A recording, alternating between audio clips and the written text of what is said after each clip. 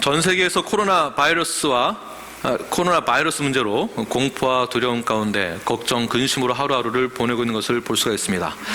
내가 어떻게 살아가야 하는가 고민을 많이 하게 됩니다. 이미 미국은 또는 전 세계가 재난 지역으로 선포하는 곳이 많이 생기기 시작했습니다. 축구 경기, 농구 경기, 모든 큰 행사들이 중단되어지고 학교도 또한 중단되어지고 방학도 연기되었습니다. 이미 미국 교회들, 한국도 그렇지만 미국 교회들 그리고 휴스턴에 있는 한인교회들도 절반 이상이 온라인으로 예배를 드리기 시작하였습니다. 어떤 교회는 주일날 문을 닫기도 하고 어떤 교회는 주중 모임도 갖지도 않게 되고 또 어떤 교회는 이때 교회에 더 모여야 된다라는 교회도 있고 다양하게 반응하는 것을 볼 수가 있습니다. 왜냐하면 하루가 다르게 확진자가 증가되어지고 있기 때문입니다. 여기저기 뉴스를 보게 되면 전 세계가 코로나 바이러스 얘기뿐입니다. 감염자가 있다, 확진자가 있다, 우리 동네에 있다. 2009년도 신종 플루 이후에 두 번째 팬데믹 선언을 이번에 선포하게 되었습니다. 바로 코로나19입니다. 이탈리아에서는 2만 1,000명이 감염되었고 미국에서만 3,000명이 감염되었습니다. 앞으로 더 증가될 것으로 예상하고 있습니다. 3개월 사이에 110여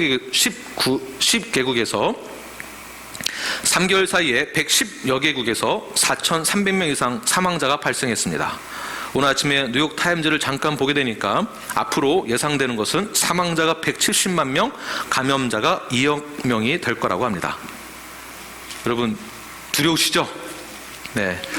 그래서 이러한 문제들 때문에 우리가 서로 걱정하는 것은 이게 다 누구 때문이다라는 말을 많이 하게 됩니다. 어떤 집단 때문이다. 어느 지역에 가지 마라. 어느 나라에는 가지 마라. 그곳은 저주받은 곳이다. 휴스턴 지역에서도 지난 몇 주 동안 바이러스로 인한 두려움 때문에 나 자신을 보호하고자, 가정을 보호하고자 하는 책임감으로 확진자가 아닌 의심되는 사람에게 향하여 휴스턴 지역에 있는 온라인에 우리 한국 사람들만 이용하는 온라인에 의심되는 사람에게 축축성 글을 올려서 큰 비판을 하는 것을 볼 수 있었습니다. 그 비판이 더 번지게 되면서부터 지역 교회들을 향하여서 또한 비판을 하게 됩니다. 도대체 교회는 뭐하고 있냐? 그 사람을 격리시켜라. 교회를 못 오게 해라. 기타 등등 비판의 말, 비방의 말, 부정의 말, 육두문자만 쓰지 않았지 거의 욕설에 가까운 것을 보게 되었습니다. 정부를 비판하고 비방하고 개인에게 책임을 돌리고 또는 국가가 국가에게 책임을 돌리며 회피하기도 합니다. 국민들은 대통령, 정부 담당자를 비판하고 비방하는 것을 볼 수가 있습니다. 그럴 만한 것도 무엇이냐면 중국과 한국 전 세계가 이탈리아를 포함하여서 거의 바이러스로 인하여서 초토화되는 것을 보았기 때문입니다. 생명의 위협을 느끼고 누군가는 사랑하는 사람을 떠나 보내야 하는 아픔을 겪게 되고 엄청난 재산 피해도 생기고 경제적인 위협을 받게 됩니다. 그러다 보니 울분과 고통으로 인하여서 누군가는 책임을 묻는 일들이 일어나게 됩니다. 충분히 이해가 되고 저도 그럴 수도 있습니다. 그러나 우리들은 크리스찬입니다. 전 세계가 바이러스 때문에 불안과 공포로 하루하루 보내고 있을 때 이러한 위험한 국가 재난의 시기에 있을 때 크리스찬으로서 우리는 어떻게 이 위기를 대처해야 하는지 성경적으로 함께 나눠보고자 합니다. 시리즈 설교를 잠깐 중단하고 성경적으로 우리가 이 시간 가운데 어떻게 대처해야 하는지 모든 것을 다 설명할 수 없지만 중요한 3가지 부분만 제가 뽑아서 함께 나눠보고자 합니다. 첫 번째, 가장 중요하게 생각해야 될 점이 무엇이냐 하면 이 위기 가운데 있을 때 우리가 하지 말아야 될 말들이 있습니다. 이 말들을 꼭 기억하셔서 하지 마시길 바랍니다. 무슨 말이냐 하면 첫 번째, 이 문제는 다 너 때문이야, 이런 말씀을 하지 마셔야 됩니다. 이 문제는 너만 아니었으면 일어나지 않았을 거야.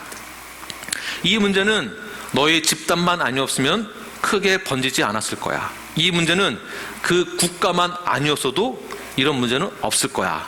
누구 탓을 하거나 문제를 누구에게 책임을 전가시켜서는 절대로 안 된다라는 것입니다.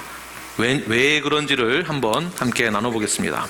구약의 성경들을 보게 되면 질병과 죽음은 아담의 원죄로 인하여서 세상에 들어왔다라고 말을 하고 있습니다. 즉 죄 때문에 질병과 죽음이 있는 것이에요. 이번에 코로나는 신종 바이러스이기 때문에 우리가 대처할 수 없었던 것뿐이지, 현재 의학 기술이 아무리 발달했어도, 백신이 아무리 잘 만들고 많은 종류를 보유하고 있어도 여전히 질병은 굉장히 많이 있습니다. 저는 전혀 생각지도 않았던 건데, 흑사병이 아직도 존재한다는 것이에요. 옛날에 흑사병 하면 무섭던 거지만 지금은 흑사병을 이길 수 있는 백신이 있기 때문에 그런 것입니다. 결국 질병은 여전히 존재한다는 것. 감기만 하여도 그렇습니다. 플루만 하여도 그렇습니다. 출애굽기 15장 26절의 말씀을 보게 되면, 내가 애굽 사람에게 내린 모든 질병 중 하나도 너희에게 내리지 아니하리니 나는 너희를 치료하는 여호와임이라. 하나님이 질병을 주시기도 하고 주지 않을 수도 있다는 것이에요. 근데 문제는 우리가 죄를 졌기 때문에 죄의 결과인 질병과 죽음으로 인하여서 우리는 그 고통을 이 세상 가운데 살아가는 동안에는 겪으면서 지내야 한다는 것입니다. 코로나 바이러스를 넘긴다 하더라도 그 다음 질병이 또 올 거예요. 감기가 이번에 걸려서 이겨냈지만 내년에 감기를 또 걸릴 확률도 언제든지 존재한다는 것입니다. 그래서 우리는 죄로 인한 결과 때문에 언제나 이 땅에서 살아갈 때에는 슬픔이 있고, 그리고 수고하면서 우리가 살아가야 하는, 수고하여 먹어야 하는 그러한 죄의 결과로 인한 고통의 시간들을 이 땅 가운데에서 살아가야 한다는 것입니다. 또는 질병을 통해서 하나님은 심판을 하시기도 합니다. 죄의 결과, 즉 질병, 죽음도 여기에 포함되어 있다는 것입니다. 그러나 질병 있는 사람을 보고서는 우리가 어떻게 대해야 하는가, 너 때문에 지금 그런 거야 라는 말을 해서는 안 된다는 것이에요. 우리 모두가 여기 안에 포함됐습니다. 질병은 죄의 결과인 거예요. 우리도 여기 안에 포함됐습니다. 그렇기 때문에 누구 때문에, 그 나라 때문에, 그 집단 때문에 라는 말을 절대로 해서는 안 됩니다. 무슨 죄를 많이 져서 그런 병에 걸렸나? 저 사람 평소에 내가 누구한테 잘못해서 하나님이 나를 심판하시나? 나에게 이런 병을 주시나? 이런 생각도 해서도 안 되고, 저 사람은 분명히 어떤 죄가 있으니까 이런 질병에 걸렸을 거야, 이런 말도 해서도 안 된다는 것입니다.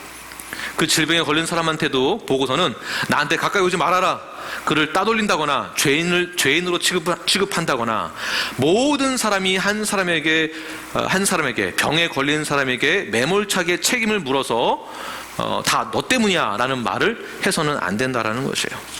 다시 말해서 이 모든 문제의 원인은 너 때문이야 라는 말씀을 하지 마십시오. 이렇게 해서는 안 됩니다. 질병으로 인해 고통받고 있는 이웃에게 죄로 연결지어서는 안 된다는 것입니다. 우리가 신천지를 이야기할 때에도 여러 기타 등등 다양한 견해로 말을 할 수가 있습니다. 그럼 그렇지, 너희들이 그러니까 하나님이 심판하시는 거야, 꼴 좋다, 너희들은 당해도 싸, 아예 이참에 병에 걸려서 다 죽어라. 우리가 크리스천수 할 수 있는 말이겠습니까? 네, 그럴 수는 없다라는 것입니다. 물론 역사적으로 보아도 신천지와 같은 그런 이단의 성향을 가진 지도자는 한국의 역사를 보아도 다 감옥에 갇혔습니다. 뭘로 갇혔냐면, 어떤 제목이냐면 사기죄로 다 걸려들었어요. 사기죄, 성범죄 이런 걸로 다 감옥에 갔다 왔어요. 감옥에 있거나. 왜냐하면 법을 어겼으니까. 그러나 회개하고 돌아올 수 있는 여지를 저희들은 항상 남겨둬야 합니다. 너희들만 아니었어도 이렇게 막장까지는 가지 않았을 거야. 또는 중국만 아니었어도, 또는 김정은만 아니었어도, 또는 다르게 이슬람교가만 아니어도 우리가 더 잘할 텐데, 누구만 아니었어도 우리가 더 잘했을 텐데, 우리의 가족 구성원 중에 이 녀석만 없었어도 우리가 더 잘 살 텐데, 이런 말을 해서는 안 된다라는 것이에요. 우리가 이런 말을 할 때에는 굉장히 부분적으로 조심하고 절제해야 될 필요성이 있습니다. 우리는 굉장히 감정적이고 넘겨짚어서 말하는 경향이 있기 때문에 그렇습니다. 사실 우리가 굉장히 현실적이고 논리적이고 이성적이고 모두 내가 하는 말이 다 맞는 것 같아도 사실은 맞는 말이 별로 없습니다. 왜냐하면 굉장히 감정적이기 때문에 그렇습니다. 우리가 현실적이고 논리적인 것 같고 우리가 이성적으로 말한다 하지만 다 자기 입장에서 말하는 그러한 이기주의적인 것이 많이 있습니다. 왜냐하면 그 안에 내가 의인이다라는 생각이 들어있기 때문에 그런 것입니다. 그러나 의인은 단 한 사람도 없음을 기억하시길 바랍니다. 우리 모두 다 죄인입니다. 이 죄인을 구원해 주신 하나님의 그 은혜에 감사하여서 죄가 없다라고 해주신 그 은혜에 감사하는 것이지, 우리는 완전한 의로운 자가 아닙니다. 의롭다라고 봐주는 것뿐이지. 가끔씩 우리는 이런 것을 보고 우리 자신을 봤을 때 교만해지는 것을 볼 수가 있습니다. 나는 잘하고 있는데 저 사람이 문제야라는 생각을 할 때, 이런 생각을 갖고 있으면 자연스럽게 자신이 하는 말, 행동이 다 옳다라고 생각을 합니다. 자기 기준으로만 생각하기 때문이겠죠. 마치 자기 자신이 하나님이 된 것처럼 다른 사람만 비판하게 됩니다.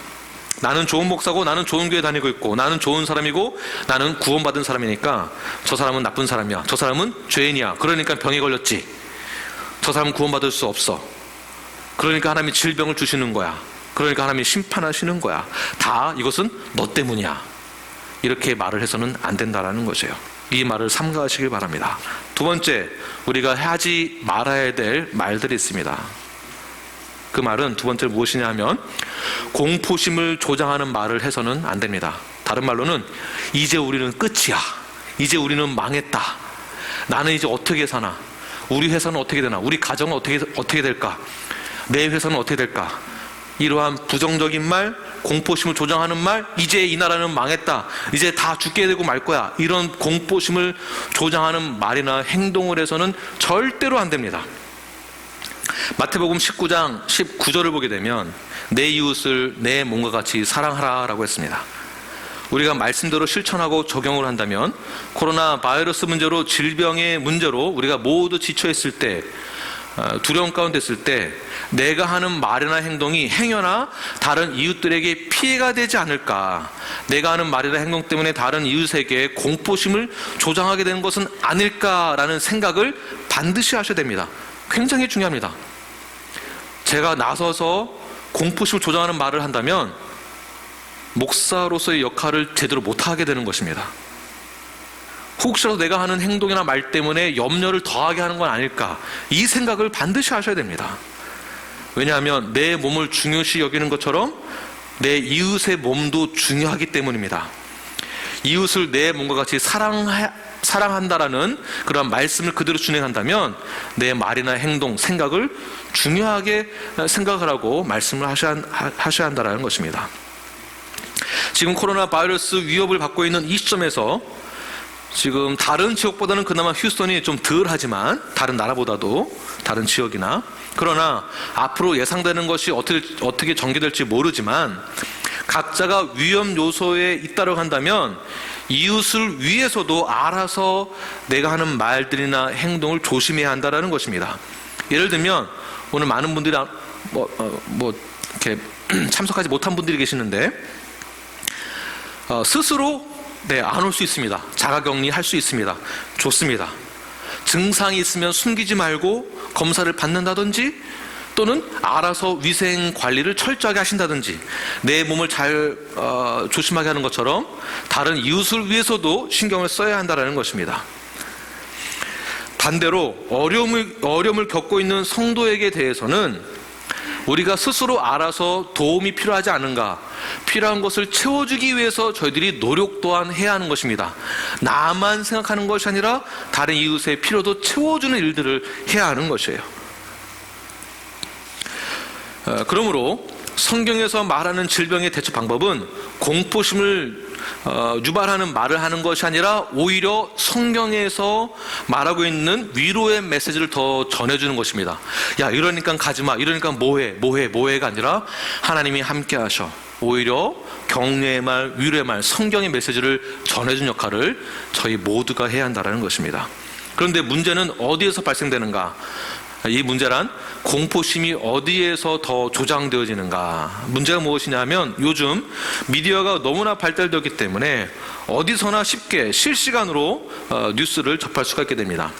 전 세계가 마치 같은 시간대에서 빠르게 정보를 교환하고 교류하며 특히 개인적인 뉴스 채널을 통하여서 가짜 뉴스를 많이 전하는 것을, 정보를 제공하는 것을 볼 수가 있습니다.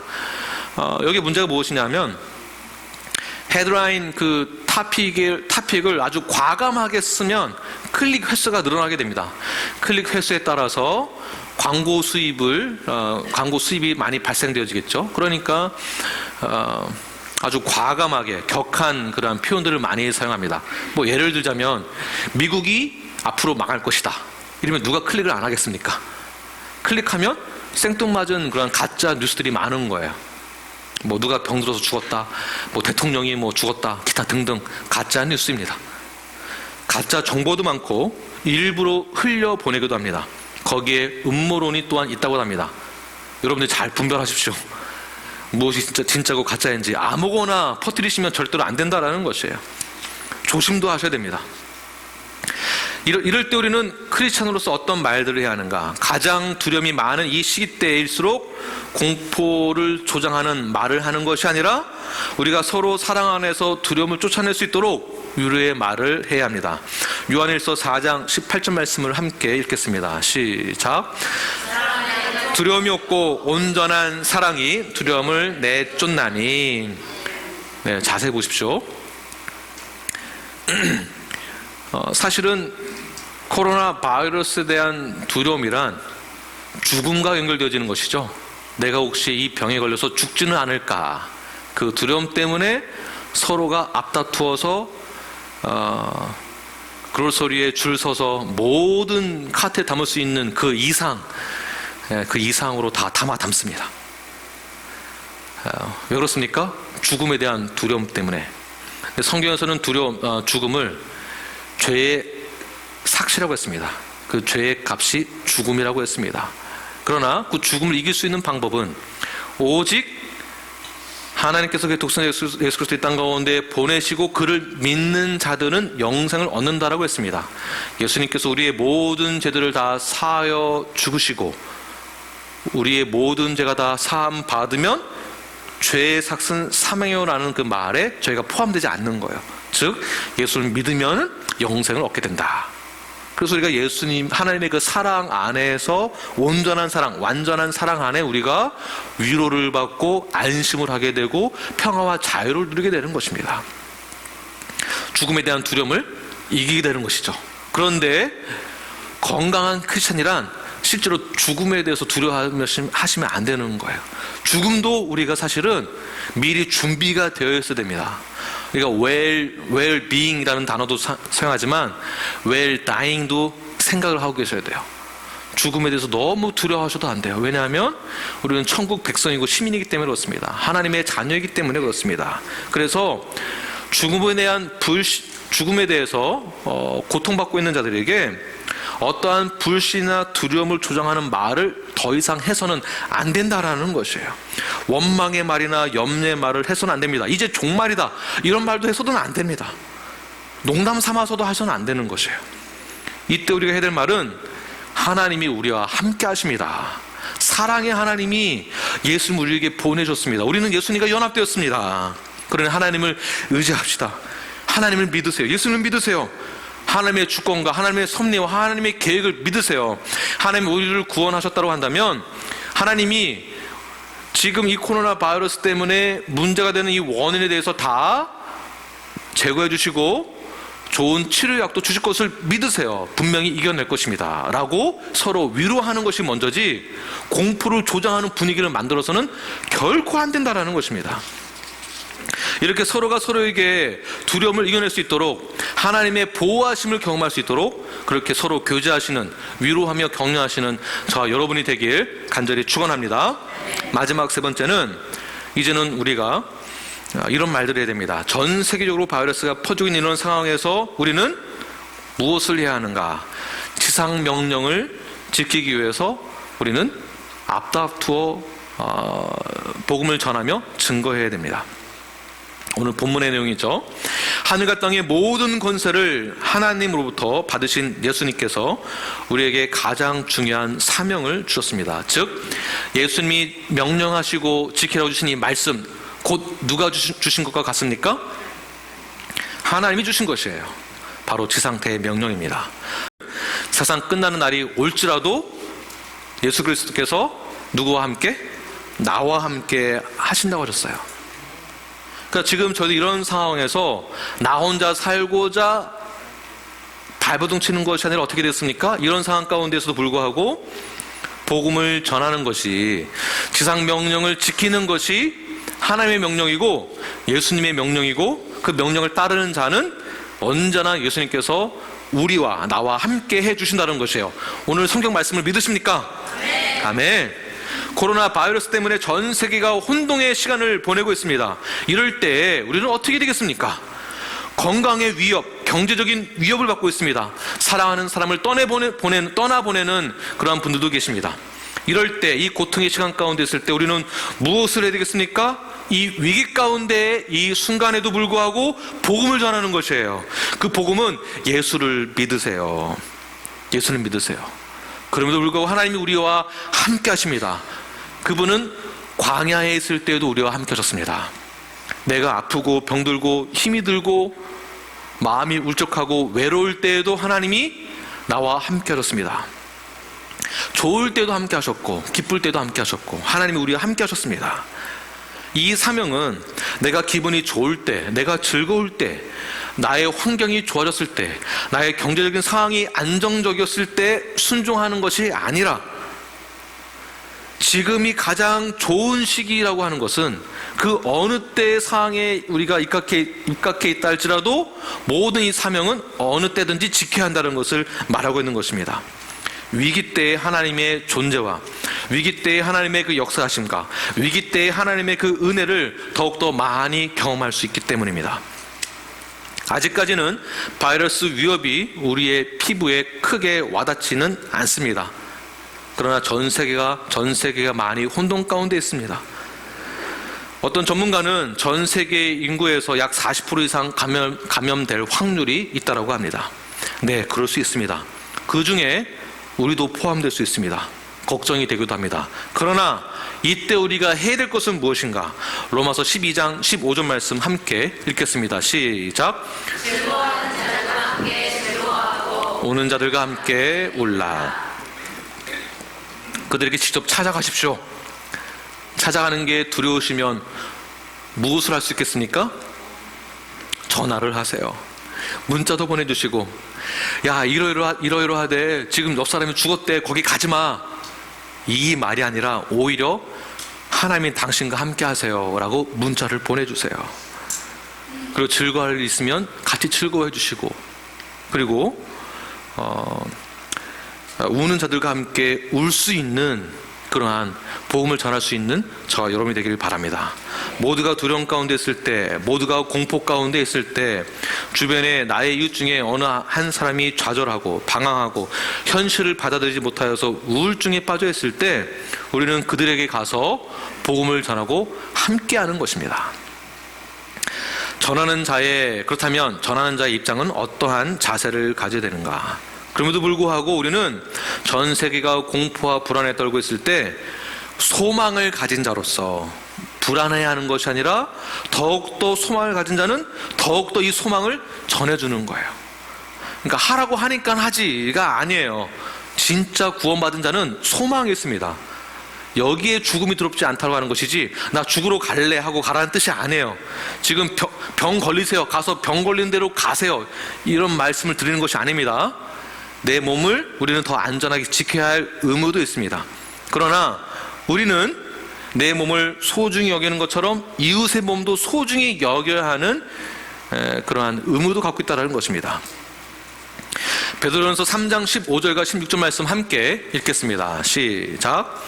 너희 마음에 그리스도를 주로 삼아 거룩하게 하고 너희 속에 있는 소망에 관한 이유를 묻는 자에게는 대답할 것을 항상 준비하되 온유와 두려움으로 하고 16절 선한 양심을 가지라. 이는 그리스도 안에 있는 너희의 선행을 욕하는 자들로 그 비방하는 일에 부끄러움을 당하게 하려 함이라. 아멘. 우리에게는 소망이 있습니다. 선한 양심이 있습니다. 이것이 구원받은 자의 특징이고 자질이 되어야 됩니다. 어떤 자질이냐면 선한 양심의 자질이에요. 우리는 죄인의 옷을 입고 썼습니다. 누더기 옷을 입고 썼습니다. 예수님께서 십자가에서 죽으실 때 우리의 옷을 대신 예수님이 누더기 옷으로 갈아입으시고 죄가 없으신 예수님의 그 옷을 우리에게 의의 옷으로 입혀주신 거예요. 내가 뭔가를 잘해서 이 옷을 입을 만한 자격이 됐기 때문에 옷을 입은 것이 아니라 일방적으로 하나님이 우리에게 은혜를 베풀어 준 것을 우리가 그 옷을 그냥 받은 것 뿐이거든요. 그런데 우리는 하나님이 주시는 그 사랑과 은혜를 경험해 놓고서는 다른 사람에게는 이 복음을 전하지 않는다면 양심도 없는 사람이죠. 양심도 없는 것이죠. 그러나 우리는 선한 양심이 우리에게 있습니다. 바로 소망이 되시는 예수 그리스도. 우리는 주님과 연합되었습니다. 공포 가운데 있는 이 시간 가운데 이 시대에 복음의 메시지를 전할 수 있는 기회, 가장 좋은 기회입니다. 사명을 가지시고 그 사명을 이루어 나가시는 저와 여러분이 되길 바랍니다. 로마 정권 시대에 있을 때, 오늘 본문도 그 시대죠. 그 상황 가운데에서 세상은 너무나 불안전했습니다. 사는 것이 힘들었습니다. 언제 어떻게 될지 아무도 모르는 불안한 상황. 질병도 있었고 병도 많았고 고치지도 못했고 국가가 어떻게 될지, 나라가 어떻게 될지, 미래가 전혀 보장되어지지 못한 그러한 상황 가운데에서 질병에 걸려 돌에 맞아서 죽거나 공동체에서 쫓겨나서 홀로 외롭게 살아야 되거나 굶주리고 질병 때문에 비참하게 외롭게 죽을지도 모르는 그런 상황 가운데서도 예수님은 그들에게 직접 찾아가셔서 복음을 전했습니다. 가르쳤습니다. 이 예수님이 하신 모든 행실들을 우리가 보고 따라가야 하는 것이에요. 우리도 할 수 있습니다. 왜냐하면 예수님께서 성육신하여 인간의 몸으로 오셔서 지극히 낮은 자리에서 인간의 몸으로 우리와 동일하게 똑같이 하셨거든요. 예수님도 졸음이 쏟아지기도 했었고 피곤함도 느꼈었고 우리랑 똑같았습니다. 배고픔도 느끼시고 눈물도 흘리시고 우리도 동일하게 할 수 있다는 것을 말하고 있는 것입니다. 예수님처럼, 즉 크리스찬을 말하는 것입니다. 죄인의 대표로 말하고 있는 세리와 함께 식사하셨고 교제하였고 병자와 귀신 들린 자와 가난한 자와 고아와 가부를 향하여서 손을 내밀었습니다. 왜 그렇습니까? 잃어버린 자를 구원하기 위하여서 가장 어려운 그 상황 가운데에서 예수님이 몸소 실천하셨다는 것입니다. 그렇다면 우리는 무엇을 어떻게 해야 되겠습니까? 오늘날 우리도 지상 명령을 동일하게 지켜야 됩니다. 로마 시대 때보다 오늘날의 이 현 시대는 우리가 많은 것을 보장받고 있습니다. 자유도 보장되어져 있고 기본 생활권도 보장받고 있습니다. 굶주려 죽는 사람은 단 한 사람도 보지 못했습니다. 지극히 제 주변에서는 저는 새벽에 나오느라고 보지 못했지만 아침 7시 반, 8시쯤에 이미 H로 시작하는 미국 마트나 K로 시작하는 어떤 마트에 오픈하지도 않았는데 교회 오는 그 길에 이미 사람들이 줄 서 있는 거예요. 그리고 어느 대형 마트에서도 이미 다 동일하고, 그러나 미국에서 이 제품들을 생산을 못한다든지 이 재고가 없다든지 이럴 일은 지금 별로 없습니다. 핵폭탄이 터진 것도 아니고 뭐 공장이 무너진 것도 아니고 사가져가는 사람보다 재고를 쌓아놓는 이 타이밍이 안 맞아서 이게 그런 것 뿐이지 넘쳐납니다. 너무나 많은 사람들이 공포에 빠져서 사재기를 하느라 문제인 거지 사실은 물 하나 사러 갔다가 많은 사람들이 다 싸가지고 가니까 나도 모르게 덩달아 사는 거죠. 내일 보세요. 다 채워져 있어요. 없으면 그 다음날 또 채워져 있어요. 시간마다 다르게 계속 채우는 것 뿐이지 소비자가 하도 많이 사가니까 채워놓는 시간이 부족한 것 뿐입니다. 로마 시대 때보다 지금 너무나 많은 것을 보장받고 있습니다. 그렇다면 우리는 무엇을 더 먼저 해야 되겠습니까? 우리가 해야 될 것은 굉장히 쉽습니다. 이웃에게 우리는 선한 양심을 그대로 전해준 것 뿐이에요. 쉬워요. 하나님이 함께 하십니다. 믿든지 말든지 우리는 전하는 것 뿐이에요. 예수님이 당신과 함께 하십니다. 이 시간들 다 이겨낼 것입니다. 제가 당신과 함께 할게요 라고 더 격려하는 것입니다. 위로하는 것입니다. 담대한 믿음과 신앙을 더 나타내는 것이 첫 번째가 되어야지 공포심을 조장하는 말을 해서는 안 된다라는 것입니다. 오히려 우리들은 서로를 격려하고 위로하는 말을, 사랑의 말을 더 많이 해야 됩니다. 우리에게는 소망 되시는 예수 그리스도가 함께하기 때문입니다. 루터가 생존하던 시대에 큰 질병이 있었습니다. 1516년도입니다. 16세기인데요. 이미 16세기 전 200년 전에 흑혈병으로 독일에서 50% 이상이 죽게 되는 그러한 큰 어려움을 겪었던 때입니다. 200년 뒤인 16세기에 또 흑사병이 돌기 시작하였습니다. 많은 사람들이 죽기 시작합니다. 이때 수많은 사람들이 루터에게 질문을 합니다. 크리스찬으로서 어떻게 대처해야 되겠습니까? 성경적인 근거에 의해서 루터는 이렇게 대답을 합니다. 질병으로 인해 재난 가운데 있을 때 크리스찬이라고 한다면 이런 자세를 가지십시오. 먼저 다른 사람을 보살펴야 될 책임이 있는 사람이라고 한다면 절대로 피신하지 마십시오. 도망가지 말라라는 것이에요. 섬기는 일을 맡은 사람은 죽음의 위협 앞에서도 그 자리를 지켜야 됩니다. 병들어 죽어가는 사람에게는 힘과 위로가 되어야 합니다. 죽기 전에 성찬을 베풀어줄 선한 목자가 필요합니다. 세상에서는 시장이나 판사와 같은 공직자, 사회 질서를 유지하기 위하여서 그 자리를 반드시 지켜야 됩니다. 의사나 경찰관, 공무원, 모든 이 공무원들은 계속 그 직무를 수행함으로 사회 질서가 유지될 수 있도록 의무와 책임을 다 감당해야 됩니다. 크리스찬들은 의사나 공무원이 아니라 할지라도 예수님께 순종하고 내가 구원받은 자라고 한다면, 헌신을 결단한 자라고 한다면 병자와 부상자들을 돌봐야 합니다라고 말을 했습니다. 왜냐하면 하나님의 사랑에서, 하나님 우리를 사랑하고 우리가 하나님을 사랑하는 것처럼 동일하게 이웃을 사랑하는 것을 실천하는 것을 동일하게 보았기 때문입니다. 당연하죠. 내 이웃을 내 몸과 같이 사랑하라고 했으니까. 그렇다라고 해서 질병에 똑같이 걸리면서까지 죽음을 각오하고 그렇게 극단적으로 해라, 이런 뜻은 아닙니다. 내 이웃을 내 몸과 같이 사랑하라는 뜻에서 내 자신의 생명을 소중히 여기는 것처럼 다른 사람의 생명도 소중히 여겨야 한다는 것입니다. 우리는 우리의 몸을, 건강을 잘 지키고 보호해야 될 의무가 있습니다. 우리가 가지고 있는 능력을 최대한 발휘하여서 질병을 막아내고 우리 가정을 보호하고 자녀들을 보호하고 나 자신을 보호해야 됩니다. 그런 것처럼 동일하게 다른 이웃들도 그렇게 보호해야 하는 역할을 해야 한다는 것이에요. 그렇다고 해서 꼭 다른 사람들을 돌봐야만 내가 구원을 받는다, 이런 뜻은 아닙니다. 반대로 내가 크리스찬이라고 해서 내 가족만 보호한다라고 해서, 나만 보호한다라고 해서 저 사람은 크리스찬이 아니야, 이런 말도, 이런 뜻도 아닙니다. 이것만 생각하십시오. 하나님은 우리를 긍휼히 여기셨고 은혜의 선물을 주셨습니다. 우리를 구원의 길로 인도하신 분이십니다. 그러므로 이 질병의 문제, 어려움의 문제, 또는 전쟁 가운데 있을 때에도 교회의 역할이 또 있습니다.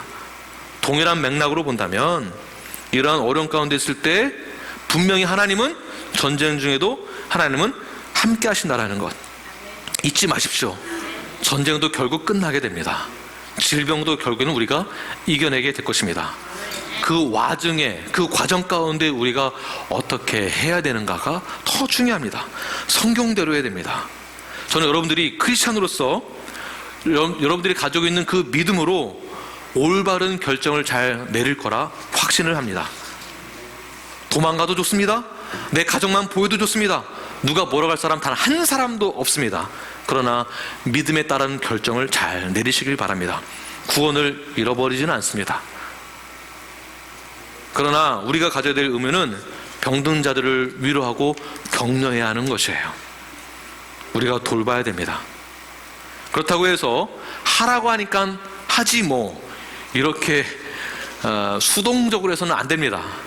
실질적으로 내가 구원을 받았으면 구원에 따른 그 은혜에 감동하고 감격하고 감사하여서 자발적으로 능동적으로 하는 것이지, 김 목사가 하라고 하니까 하지 뭐, 교회가 하라고 하니까 시키니까 하는 거야, 이렇게 수동적으로 하는 것은 아니에요. 능동적으로 하시길 바랍니다. 믿음의 분량대로 하시길 바랍니다. 우리가 고통 가운데 있을 때 현실을 인정하기는 해야 됩니다. 그러나 그 현실은 죽음과 고통이라는 단어를 우리 크리스찬들은 사용해서는 안 됩니다. 마지막 최후에 사용해야 될 우리의 말과 단어는 오직 이거 하나뿐입니다. 하나님이 우리와 함께 하십니다. 나에게는 소망이 있습니다. 소망과 위로와 격려를 하시는 저와 여러분이 되길 간절히 축원합니다. 이렇게 지상명령을 준행하는 것이에요. 가서 예수 믿으세요 하면서 전도지 나눠주고 이거 하라는 것이 아니에요. 이것도 포함되지만 중요한 것은 이 시기 가운데 하나님의 존재를 나타내는 거예요. 드러내는 거예요. 하나님의 존재는 우리를 통해서 나타난 것입니다. 막 불안해가지고 막 우왕좌왕 막 이런 것이 아니라 더 기뻐하는 거예요. 더 활기차고, 교회가 더 활기차고, 예, 막 불안해가지고 막 더 소망이 따르는 것이에요. 교회가 다르구나. 예. 그렇다고 정부에서 요구하는 법을 어겨가면서까지 교회가 집회를 하고 모이고 이렇게 해야 된다, 이런 뜻이 아니에요. 크리스찬으로서 여러분이 교회이기 때문에 각 삶의 영역에서 담대하게 나 자신을 잘 보호하고 질병에 관해서 내 위생 관리를 철저하게 하면서도 다른 이웃들에게 생명 되신 예수 그리스도를 전하고 소망을 나타내며 하나님의 존재를 드러내시는, 여러분을 통해서 존재를 드러내시는 우리 뉴라이프가 되길 간절히 축원합니다. 기도하겠습니다.